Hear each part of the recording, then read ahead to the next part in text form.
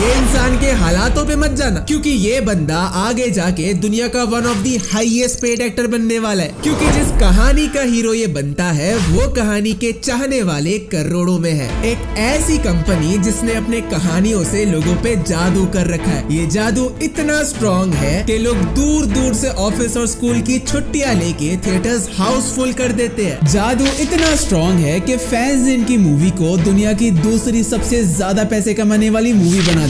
लेकिन यही successful company जिसके करोड़ों में फैंस हैं, वो बैंकरप्ट हो जाती है। ऊपर से लेके नीचे तक कर्ज में डूब जाती है। बैंकरप्सी से ब्लॉकबस्टर का सफर, जहां आयरन मैन ने कहानी के अंदर दुनिया को और बाहर कंपनी को डूबने से बचाया। ये है कहानी मार्वल की।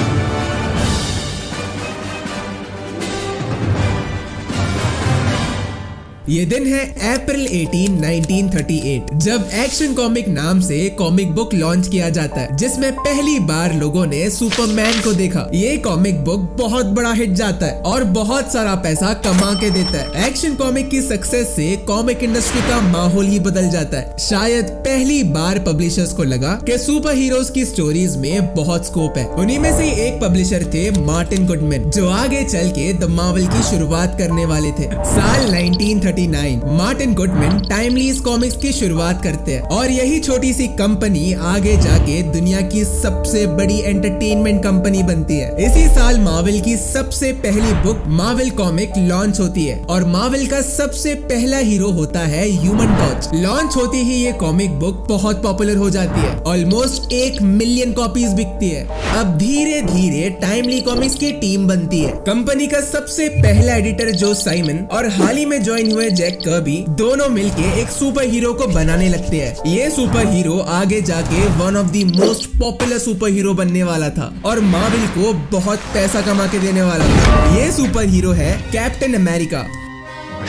इसी समय मार्वल ने कैप्टन अमेरिका का लाइसेंस रिपब्लिक पिक्चर्स को दे दिया। पता है कितने में? बिल्कुल फ्री में, क्योंकि मार्वल चाहता था कि कैप्टन अमेरिका जो अभी लॉन्च हुआ है उसकी एडवर्टाइजिंग हो जाए। और उस टाइम पे मार्वल के पास कैप्टन अमेरिका की ऐसी कोई फोटो नहीं थी जिसमें वो शील्ड के साथ हो और कैप्टन अमेरिका की कोई बैक स्टोरी भी नहीं थी। तो रिपब्लिक वालों ने खुद से कैप्टन अमेरिका को बैक स्टोरी दे दी और उसको शील्ड की जगह गन पकड़ा दिया। मार्च 1941 कैप्टन अमेरिका की कॉमिक बुक लॉन्च होती है और ये देशभक्ति वाला सुपर हीरो को लोग बहुत पसंद करने लगते हैं, क्योंकि इसी टाइम पे वर्ल्ड वॉर चल रहा था और पेट्रियोटिज्म और देशभक्ति की भावना सब में बहुत स्ट्रॉन्ग थी। इसीलिए कैप्टन अमेरिका बहुत ही जल्द एक पॉपुलर सुपर हीरो बन गया, जिससे 10 लाख से ज्यादा कॉपीज तेजी से बिक गए।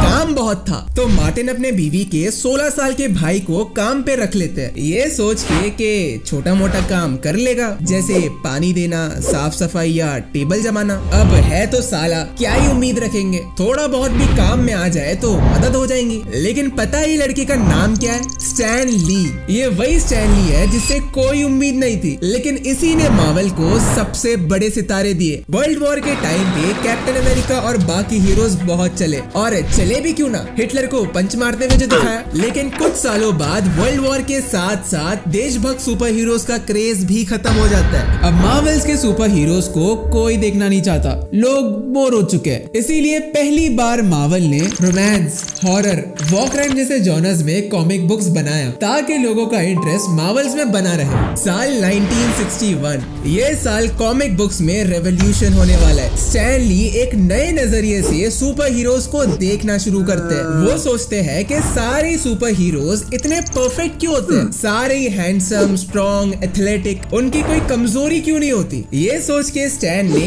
ऐसे सुपर हीरोज बनाने शुरू किए जिससे हम सब कनेक्ट कर पाए, जिसमें खामियां हो, कमजोरी हो, डर हो, लालच और अहंकार हो। सबसे पहले ये आइडिया दी अमेजिंग स्पाइडरमैन पे लगाया और ये कॉमिक मार्वल की सबसे सक्सेसफुल कॉमिक बनती है। इसमें पीटर पार्कर खुद की शक्तियों पे भरोसा नहीं करते और उन्हें सारी टीनेजर वाली प्रॉब्लम्स होती, जिससे बुक पढ़ने वाले और ज्यादा रिलेट करते। यही कंसेप्ट हल्क और द थिंग पे भी अप्लाई किया। ये दोनों हीरोज है लेकिन दिखने में पूरे मॉन्स्टर्स लगते हैं।